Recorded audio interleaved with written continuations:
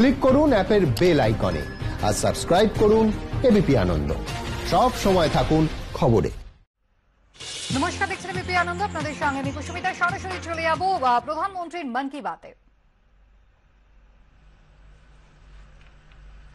লকডাউনের এই নিয়ে তৃতীয়বার মন কি বাত মোদীর। আর কিছুক্ষণের মধ্যেই প্রধানমন্ত্রী নরেন্দ্র মোদী এই লকডাউনে তৃতীয়বারের জন্য মন কি বাত অনুষ্ঠানে সামিল হবেন। গতকালই আনলক 1-এর কথা ঘোষণা করেছে কেন্দ্র। শুধুমাত্র কন্টেনমেন্ট জোনগুলিতেই আগামী 30শে জুন পর্যন্ত লকডাউন চলবে, এমনটাই জানানো হয়েছে। পঞ্চম দফার লকডাউন কাল থেকে শুরু হচ্ছে। আজই চতুর্থ দফার লকডাউন শেষ এবং কন্টেনমেন্ট জোনগুলি বাদে বাকি সমস্ত পরিষেবাই পাওয়া যাবে, এমনটা জানা যাচ্ছে। কাল থেকে আনলক 1 শুরু হচ্ছে। শর্ত সাপেক্ষে হোটেল, রেস্তোরাঁ, শপিং মল খুলবে মন কি বাতে, তাই নজর রয়েছে গোটা দেশের মানুষের।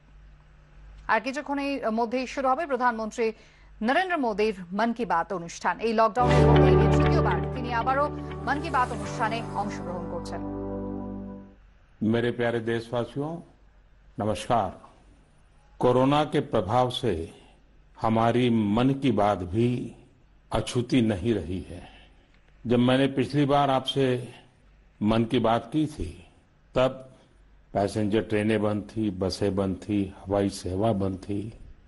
इस बार बहुत कुछ खुल चुका है।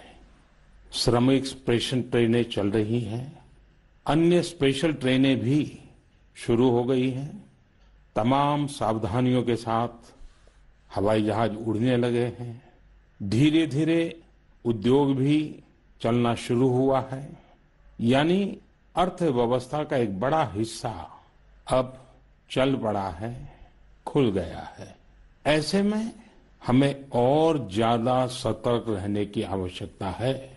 2 गज की दूरी का नियम हो, मुंह पर मास्क लगाने की बात हो सके वहां तक घर में रहना हो, ये सारी बातों का पालन, उसमें जरा भी ढिलाई नहीं बरतनी चाहिए। देश में सबके सामूहिक प्रयासों से कोरोना के खिलाफ लड़ाई बहुत मजबूती से लड़ी जा रही है। जब हम दुनिया की तरफ देखते हैं तो हमें अनुभव होता है कि वास्तव में भारतवासियों की उपलब्धि कितनी बड़ी है। हमारी जनसंख्या ज्यादातर देशों से कई गुना ज्यादा है। हमारे देश में चुनौतियां भी भिन्न प्रकार की हैं, लेकिन फिर भी हमारे देश में कोरोना उतनी तेजी से नहीं फैल पाया जितना दुनिया के अन्य देशों में फैला। कोरोना से होने वाली मृत्यु दर भी हमारे देश में काफी कम है। जो नुकसान हुआ है उसका दुख हम सबको है, लेकिन जो कुछ भी हम बचा पाए हैं वो निश्चित तौर पर देश की सामूहिक संकल्प शक्ति का ही परिणाम है। इतने बड़े देश में हर एक देशवासी ने खुद इस लड़ाई को लड़ने की ठानी है। ये पूरी मुहिम पीपल ड्रिवन है। साथियों, देशवासियों की संकल्प शक्ति के साथ एक और शक्ति इस लड़ाई में हमारी सबसे बड़ी ताकत है, वो है देशवासियों की सेवा शक्ति।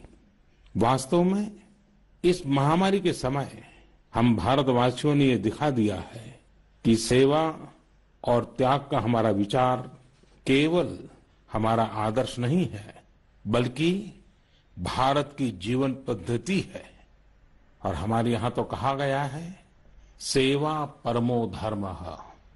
सेवा स्वयं में सुख है, सेवा में ही संतोष है। आपने देखा होगा कि दूसरों की सेवा में लगे व्यक्ति के जीवन में कोई डिप्रेशन या तनाव कभी नहीं दिखता। उसके जीवन में, जीवन को लेकर उसके नजरिए में भरपूर आत्मविश्वास, सकारात्मकता और जीवंतता प्रतिपल नजर आती है। साथियों, हमारे डॉक्टर्स, नर्सिंग स्टाफ, सफाई कर्मी, पुलिसकर्मी, मीडिया के साथी, ये सब जो सेवा कर रहे हैं उसकी चर्चा मैंने कई बार की है। मन की बात में भी मैंने उसका जिक्र किया है। सेवा में अपना सब कुछ समर्पित कर देने वाले लोगों की संख्या अनगिनत है। ऐसे ही एक सज्जन है तमिलनाडु के सी मोहन। सी मोहन जी मदुरई में एक सैलून चलाते हैं। अपनी मेहनत की कमाई से इन्होंने अपनी बेटी की पढ़ाई के लिए 5 लाख रुपए बचाए थे, लेकिन इन्होंने ये पूरी राशि इस समय जरूरतमंदों, गरीबों की सेवा के लिए खर्च कर दी। इसी तरह अगरतला में ठेला चलाकर जीवन यापन करने वाले गौतम दास जी अपनी रोजमर्रा की कमाई की बचत में से हर रोज दाल चावल खरीदकर जरूरतमंदों को खाना खिला रहे हैं। पंजाब के पठानकोट से भी एक ऐसा ही उदाहरण मुझे पता चला। यहाँ दिव्यांग भाई राजू ने दूसरों की मदद से जोड़ी गई छोटी सी पूंजी से 3000 से अधिक मास्क बनवाकर लोगों में बांटे। भाई राजू ने इस मुश्किल समय में करीब 100 परिवारों के लिए खाने का राशन भी जुटाया।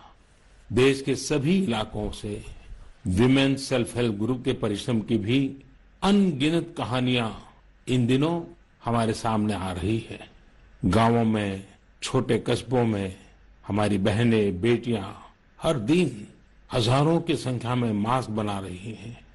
तमाम सामाजिक संस्थाएं भी इस काम में इनका सहयोग कर रही हैं।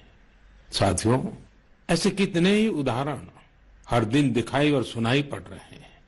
कितने ही लोग खुद भी मुझे नमो ऐप और अन्य माध्यमों के जरिए अपने प्रयासों के बारे में बता रहे हैं। कई बार समय की कमी के चलते मैं बहुत से लोगों का, बहुत से संगठनों का, बहुत सी संस्थाओं का नाम नहीं ले पाता हूं।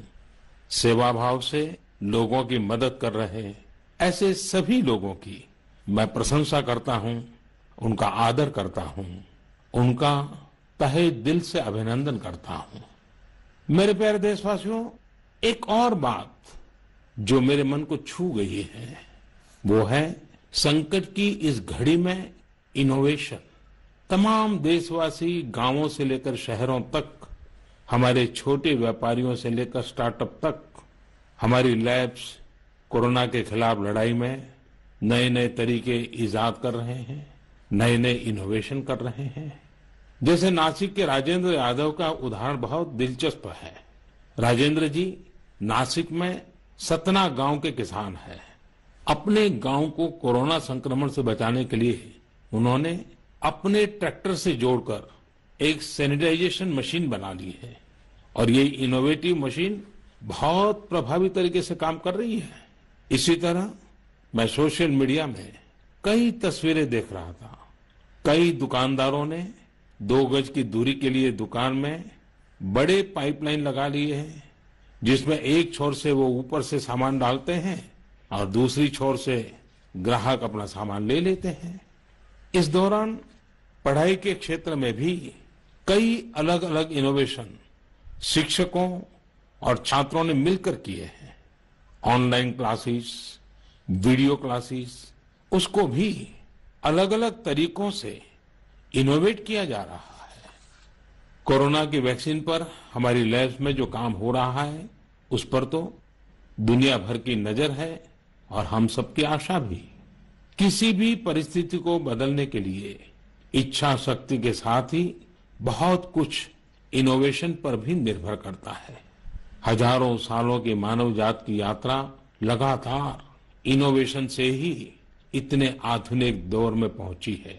इसलिए इस महामारी पर जीत के लिए हमारी ये विशेष इनोवेशंस भी बहुत बड़ा आधार है।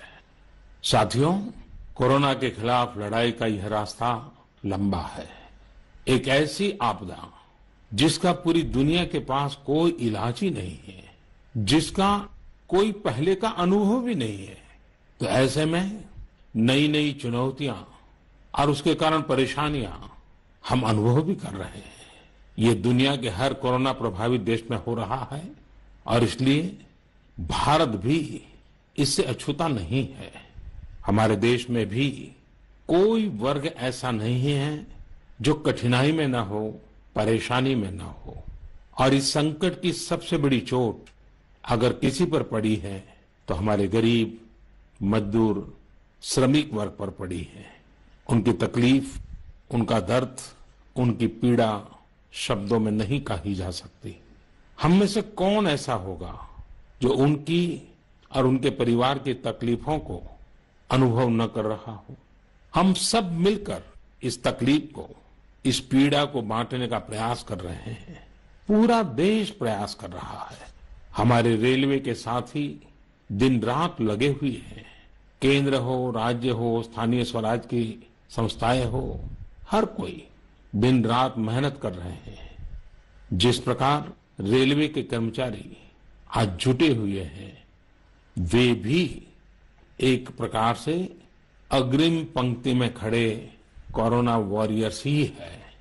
लाखों श्रमिकों को ट्रेनों से और बसों से सुरक्षित ले जाना, उनके खाने पीने की चिंता करना, हर जिले में क्वारंटाइन केंद्रों की व्यवस्था करना, सभी की टेस्टिंग, चेकअप, उपचार की व्यवस्था करना, ये सब काम लगातार चल रहे हैं और बहुत बड़ी मात्रा में चल रहे हैं। लेकिन साथियों, जो दृश्य आज हम देख रहे हैं, इससे देश को अतीत में जो कुछ हुआ उसके अवलोकन और भविष्य के लिए सीखने का अवसर भी मिला है। आज हमारे श्रमिकों की पीड़ा में हम देश के पूर्वी हिस्से की पीड़ा को देख सकते हैं। जिस पूर्वी हिस्से में देश का ग्रोथ इंजन बनने की क्षमता है, जिसके श्रमिकों के बाहुबल में देश को नई ऊंचाई पर ले जाने का सामर्थ्य है, उस पूर्वी हिस्से का विकास बहुत आवश्यक है।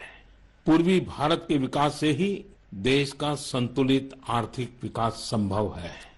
देश ने जब मुझे सेवा का अवसर दिया, तभी से हमने पूर्वी भारत के विकास को प्राथमिकता दी है। मुझे संतोष है कि बीते वर्षों में इस दिशा में बहुत कुछ हुआ है और अब प्रवासी मजदूरों को देखते हुए बहुत कुछ नए कदम उठाना भी आवश्यक हो गया है और हम लगातार उस दिशा में आगे बढ़ रहे हैं। जैसे कहीं श्रमिकों की स्किल मैपिंग का काम हो रहा है, कहीं स्टार्टअप्स इस काम में जुटे हैं, कहीं माइग्रेशन कमीशन बनाने की बात हो रही है। इसके अलावा केंद्र सरकार ने अभी जो फैसले लिए हैं, उससे भी गांवों में रोजगार, स्वरोजगार, लघु उद्योगों से जुड़ी विशाल संभावनाएं खुली हैं। ये फैसले इन स्थितियों के समाधान के लिए हैं, आत्मनिर्भर भारत के लिए हैं। अगर हमारे गांव आत्मनिर्भर होते, हमारे कस्बे, हमारे जिले, हमारे राज्य आत्मनिर्भर होते, तो अनेक समस्याओं ने वो रूप नहीं लिया होता जिस रूप में वो आज हमारे सामने खड़ी है। लेकिन अंधेरे से रोशनी की ओर बढ़ना मानव स्वभाव है। तमाम चुनौतियों के बीच मुझे खुशी है कि आत्मनिर्भर भारत पर आज देश में व्यापक मंथन शुरू हुआ है। लोगों ने अब इसे अपना अभियान बनाना शुरू किया है। इस मिशन का नेतृत्व देशवासी अपने हाथ में ले रहे हैं। बहुत से लोगों ने तो ये भी बताया है कि उन्होंने जो जो सामान उनके इलाके में बनाए जाते हैं, उनकी एक पूरी लिस्ट बना ली है। ये लोग अब इन लोकल प्रोडक्ट्स को ही खरीद रहे हैं और वोकल फॉर लोकल को प्रमोट भी कर रहे हैं। मेक इन इंडिया को बढ़ावा मिले, इसके लिए सब कोई अपना अपना संकल्प जता रहा है। बिहार के हमारे एक साथी श्रीमान हिमांशु ने मुझे नमो ऐप पर लिखा है कि वो ऐसा दिन देखना चाहते हैं जब भारत विदेश से आने वाले आयात को कम से कम कर दे, चाहे पेट्रोल, डीजल, ईंधन का आयात हो, इलेक्ट्रॉनिक आइटम्स का आयात हो, यूरिया का आयात हो या फिर खाद्य तेल का आयात हो। मैं उनकी भावनाओं को समझता हूं। हमारे देश में कितनी ही ऐसी चीजें बाहर से आती हैं जिन पर हमारे ईमानदार टैक्स पेयर्स का पैसा खर्च होता है, जिनका विकल्प हम आसानी से भारत में तैयार कर सकते हैं।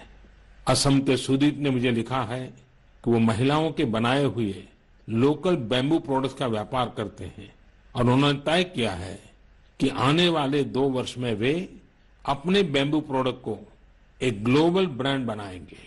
मुझे पूरा भरोसा है आत्मनिर्भर भारत अभियान इस दशक में देश को नई ऊंचाई पर ले जाएगा। मेरे प्यारे देशवासियों, कोरोना संकट के इस दौर में मेरी विश्व के अनेक नेताओं से बातचीत हुई है, लेकिन मैं एक सीक्रेट जरूर आज बताना चाहूंगा। विश्व के अनेक नेताओं की जब बातचीत होती है तो मैंने देखा इन दिनों उनकी बहुत ज्यादा दिलचस्पी योग और आयुर्वेद के संबंध में होती है। कुछ नेताओं ने मुझसे पूछा कि कोरोना के इस काल में ये योग और आयुर्वेद कैसे मदद कर सकते हैं। साथियों, अंतर्राष्ट्रीय योग दिवस जल्द ही आने वाला है। योग जैसे जैसे लोगों के जीवन से जुड़ रहा है, लोगों में अपने स्वास्थ्य को लेकर जागरूकता भी लगातार बढ़ रही है। अभी कोरोना संकट के दौरान भी ये देखा जा रहा है कि हॉलीवुड से हरिद्वार तक घर में रहते हुए लोग योग पर बहुत गंभीरता से ध्यान दे रहे हैं। हर जगह लोगों ने योग और उसके साथ साथ आयुर्वेद के बारे में और ज्यादा जानना चाहा है, उसे अपनाना चाहा है। कितने ही लोग जिन्होंने कभी योग नहीं किया, वे भी या तो ऑनलाइन योग क्लास से जुड़ गए हैं या फिर ऑनलाइन वीडियो के माध्यम से भी योग सीख रहे हैं। सही में योग कम्युनिटी, इम्यूनिटी और यूनिटी सबके लिए अच्छा है। साथियों, कोरोना संकट के इस समय में योग आज इसलिए भी ज्यादा अहम है क्योंकि ये वायरस हमारे रेस्पिरेटरी सिस्टम को सबसे अधिक प्रभावित करता है। योग में तो रेस्पिरेटरी सिस्टम को मजबूत करने वाले कई तरह के प्राणायाम है, जिनका असर हम लंबे समय से देखते आ रहे हैं। ये टाइम टेस्टेड टेक्निक्स हैं, जिसका अपना अलग महत्व है। कपालभाति और अनुलोम विलोम प्राणायाम से अधिकतर लोग परिचित होंगे, लेकिन भस्त्रिका, शीतली, भ्रामरी जैसे कई प्राणायाम के प्रकार है, जिसके अनेक लाभ भी है। वैसे आपके जीवन में योग को बढ़ाने के लिए आयुष मंत्रालय ने भी इस बार एक अनोखा प्रयोग किया है। आयुष मंत्रालय ने माई लाइफ माई योग नाम से अंतर्राष्ट्रीय वीडियो ब्लॉग उसकी प्रतियोगिता शुरू की है। भारत ही नहीं, पूरी दुनिया के लोग इस प्रतियोगिता में हिस्सा ले सकते हैं। इसमें हिस्सा लेने के लिए आपको अपना 3 मिनट का एक वीडियो बना करके अपलोड करना होगा। इस वीडियो में आप जो योग या आसन करते हुए वो करते हुए दिखाना है और योग से आपके जीवन में जो बदलाव आया है उसके बारे में भी बताना है। मेरा आपसे अनुरोध है, आप सभी इस प्रतियोगिता में अवश्य भाग लें और इस नए तरीके से अंतर्राष्ट्रीय योग दिवस में आप हिस्सेदार बनिए। साथियों, हमारे देश में करोड़ों करोड़ गरीब दशकों से एक बहुत बड़ी चिंता में रहते आए हैं। अगर बीमार पड़ गए तो क्या होगा? अपना इलाज कराएं या फिर परिवार के लिए रोटी की चिंता करें? इस तकलीफ को समझते हुए इस चिंता को दूर करने के लिए ही करीब 1.5 साल पहले आयुष्मान भारत योजना शुरू की गई थी। कुछ ही दिन पहले आयुष्मान भारत के लाभार्थियों की संख्या 1 करोड़ के पार हो गई है। 1 करोड़ से ज्यादा मरीज मतलब देश के 1 करोड़ से अधिक परिवारों की सेवा हुई है। 1 करोड़ से ज्यादा मरीज का मतलब क्या होता है मालूम है? 1 करोड़ से ज्यादा मरीज मतलब नॉर्वे जैसा देश, सिंगापुर जैसा देश, उसकी जो टोटल जनसंख्या है उससे 2 गुना लोगों को मुफ्त में इलाज दिया गया है। अगर गरीबों को अस्पताल में भर्ती होने के बाद इलाज के लिए पैसे देने पड़ते, इनका मुफ्त इलाज नहीं हुआ होता, तो उन्हें एक मोटा मोटा अंदाज है करीब करीब 14,000 करोड़ रुपए से भी ज्यादा अपनी जेब से खर्च करने पड़ते हैं। आयुष्मान भारत योजना ने गरीबों के पैसे खर्च होने से बचाए हैं। मैं आयुष्मान भारत के सभी लाभार्थियों के साथ साथ मरीजों का उपचार करने वाले सभी डॉक्टरों, नर्सेज और मेडिकल स्टाफ को भी बधाई देता हूं।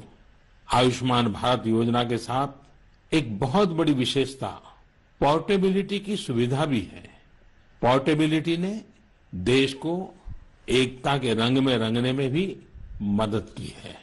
यानी बिहार का कोई गरीब अगर चाहे तो उसे कर्नाटका में भी वही सुविधा मिलेगी जो उसे अपने राज्य में मिलती। इसी तरह महाराष्ट्र का कोई गरीब चाहे तो उसे इलाज की वही सुविधा तमिलनाडु में मिलती। इस योजना के कारण किसी क्षेत्र में जहां स्वास्थ्य की व्यवस्था कमजोर है, वहां के गरीब को देश के किसी भी कोने में उत्तम इलाज कराने की सहूलियत मिलती है। साथियों, आप ये जानकर हैरान रह जाएंगे कि 1 करोड़ लाभार्थियों में से 80% लाभार्थी देश के ग्रामीण इलाकों के हैं। इनमें भी करीब 50% लाभार्थी हमारी माताएं, बहनें और बेटियां हैं। इन लाभार्थियों में ज्यादातर लोग ऐसी बीमारियों से पीड़ित थे जिनका इलाज सामान्य दवाओं से संभव नहीं था। इनमें से 70% लोगों की सर्जरी की गई है। आप अनुमान लगा सकते हैं कि कितनी बड़ी तकलीफों से इन लोगों को मुक्ति मिली है। मणिपुर के चुरा चांदपुर में 6 साल के बच्चे केलेनसांग, उसको भी इसी तरह आयुष्मान योजना से नया जीवन मिला है। केलेनसांग को इतनी छोटी उम्र में ब्रेन की गंभीर बीमारी हो गई। इस बच्चे के पिता दिहाड़ी मजदूर हैं और मां बुनाई का काम करती हैं। ऐसे में बच्चे का इलाज कराना बहुत कठिन हो रहा था, लेकिन आयुष्मान भारत योजना से अब उनके बेटे का मुफ्त इलाज हो गया है। कुछ इसी तरह का अनुभव पुडुचेरी की अमूर्था वल्ली जी का भी है। उनके लिए भी आयुष्मान भारत योजना संकट मोचक बनकर आई है। अमूर्था वल्ली जी के पति की हार्ट अटैक से दुखद मृत्यु हो चुकी है। उनके 27 साल के बेटे जीवा को भी हार्ट की बीमारी थी। डॉक्टर्स ने जीवा के लिए सर्जरी की सलाह दी थी, लेकिन दिहाड़ी मजदूरी करने वाले जीवा के लिए अपने खर्च से इतना बड़ा ऑपरेशन करवाना संभव ही नहीं था। लेकिन अमूर्था वल्ली ने अपने बेटे का आयुष्मान भारत योजना में रजिस्ट्रेशन करवाया और 9 दिनों बाद बेटे जीवा के हार्ट की सर्जरी भी हो गई। साथियों, मैंने आपको सिर्फ 3-4 घटनाओं का जिक्र किया। आयुष्मान भारत से तो ऐसी 1 करोड़ से अधिक कहानियां जुड़ी हुई है। ये कहानियां जीते जागते इंसानों की हैं। दुख तकलीफ से मुक्त हुए हमारे अपने परिवारजनों की है। आपसे मेरा आग्रह है, कभी समय मिले तो ऐसे व्यक्ति से जरूर बात करिएगा जिसने आयुष्मान भारत योजना के तहत अपना इलाज कराया हो। आप देखेंगे कि जब एक गरीब बीमारी से बाहर आता है तो उसमें गरीबी से लड़ने की भी ताकत नजर आने लगी है। और मैं हमारे देश के ईमानदार टैक्स पेयर से कहना चाहता हूं, आयुष्मान भारत योजना के तहत जिन गरीबों का मुफ्त इलाज हुआ है, उनके जीवन में जो सुख आया है, संतोष मिला है, उस पुण्य के असली हकदार आप भी हैं। हमारा ईमानदार टैक्स पेयर भी इस पुण्य का हकदार है। मेरे प्यारे देशवासियों, एक तरफ हम महामारी से लड़ रहे हैं तो दूसरी तरफ हमें हाल में पूर्वी भारत के कुछ हिस्सों में प्राकृतिक आपदा का भी सामना करना पड़ा है। पिछले कुछ हफ्तों के दौरान हमने पश्चिम बंगाल और उड़ीसा में सुपर साइक्लोन अम्फान का कहर देखा। तूफान से अनेकों घर तबाह हो गए, किसानों को भी भारी नुकसान हुआ। हालात का जायजा लेने के लिए मैं पिछले हफ्ते उड़ीसा और पश्चिम बंगाल गया था। पश्चिम बंगाल और उड़ीसा के लोगों ने जिस हिम्मत और बहादुरी के साथ हालात का सामना किया है, प्रशंसनीय है। संकट की इस घड़ी में देश भी हर तरह से वहां के लोगों के साथ खड़ा है। साथियों, एक तरफ जहां पूर्वी भारत तूफान से आई आपदा का सामना कर रहा है, वहीं दूसरी तरफ देश के कई हिस्से टिड्डियों या लोकस्ट के हमले से प्रभावित हुए हैं। इन हमलों ने फिर हमें याद दिलाया है कि छोटा सा जीव कितना नुकसान करता है। टिड्डी दल का हमला कई दिनों तक चलता है, बहुत बड़े क्षेत्र पर इसका प्रभाव पड़ता है। भारत सरकार हो, राज्य सरकार हो, कृषि विभाग हो, प्रशासन भी इस संकट के नुकसान से बचने के लिए, किसानों की मदद करने के लिए आधुनिक संसाधनों का भी उपयोग कर रहा है, नए नए आविष्कार की तरफ भी ध्यान दे रहा है और मुझे विश्वास है कि हम सब मिलकर के हमारे कृषि क्षेत्र पर ये जो संकट आया है उससे भी लोहा लेंगे, बहुत कुछ बचा लेंगे। मेरे प्यारे देशवासियों, कुछ दिन बाद ही 5 जून को पूरी दुनिया विश्व पर्यावरण दिवस मनाएगी। विश्व पर्यावरण दिवस पर इस साल की थीम है बायोडायवर्सिटी, यानी जैव विविधता। वर्तमान परिस्थितियों में यह थीम विशेष रूप से महत्वपूर्ण है। लॉकडाउन के दौरान पिछले कुछ हफ्तों में जीवन की रफ्तार थोड़ी धीमी जरूर हुई है, लेकिन इससे हमें अपने आसपास प्रकृति की समृद्ध विविधता को, जैव विविधता को करीब से देखने का अवसर भी मिला है। आज कितने ही ऐसे पक्षी जो प्रदूषण और शोर शराबे में ओझल हो गए थे, सालों बाद उनकी आवाज को लोग अपने घरों में सुन रहे हैं। अनेक जगहों से जानवरों के उन्मुक्त विचरण की खबरें भी आ रही है। मेरी तरह आपने भी सोशल मीडिया में जरूर इन बातों को देखा होगा, पढ़ा होगा। बहुत लोग कह रहे हैं, लिख रहे हैं, तस्वीरें साझा कर रहे हैं कि वो अपने घर से दूर दूर पहाड़ियां देख पा रहे हैं, दूर दूर जलती हुई रोशनी देख रहे हैं।